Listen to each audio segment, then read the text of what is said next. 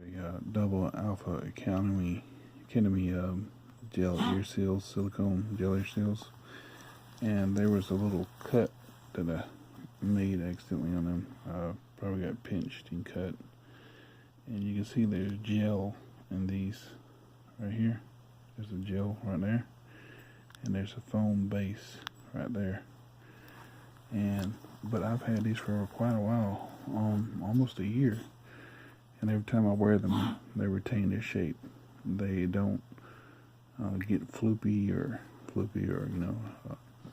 lose their shape or whatever. They got like a nice little seam right there, and the gel in them is consistent and it's not tacky to the feeling, and it holds its shape. I mean, it's sticky, but it doesn't have like a residue feeling. Now, if you look at these gels right here, it's the same thing. They have a gel in two of these little sections here. But the thing of it is, these sections aren't divided. They sit on top of a pink foam, and this little seam is what divides two gels for this little bladder area and this little bladder area. But it doesn't. They kind of bleed into one another when they get squashed up enough. And they end up getting really flat against your ears. And I mean, these do the same thing, but they stay consistent. They don't flop around your ears, whatever. Whenever they, are pressed against your ears, whatever. I mean, they don't kind of get all gushy, but these do. These are Peltor HY80As or Camelback, whatever you want to call them. And like I said, these are double alpha academies. And even with that little bit of damage there, I could still wear these. But if these got real hot, they would ooze out that gel. It was kind of real sticky and tacky. So let me show this video here of me cutting one up, a set of them up, to show you what the inside looks like. And you can decide for yourself. Okay. Yeah, so that's what it looks like. That right there is silicone gel. It's on top of foam rubber. And as you can see, let me see if I can get this light on. As you can see, there's like a little seam that goes in the middle of that thing, but that gel kind of runs together.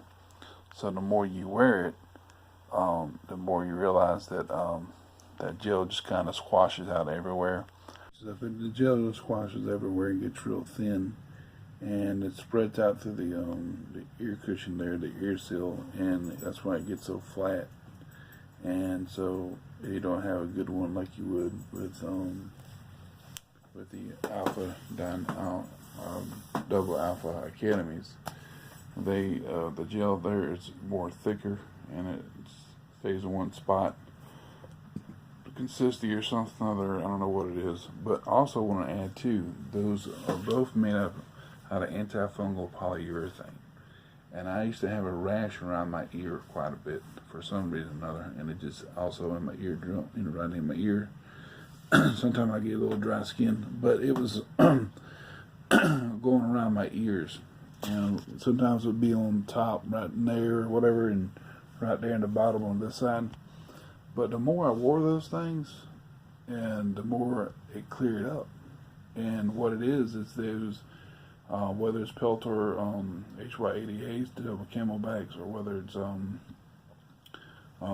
double Alpha Academy, or either maybe you might buy Noise Finder sight lines or the Zohans.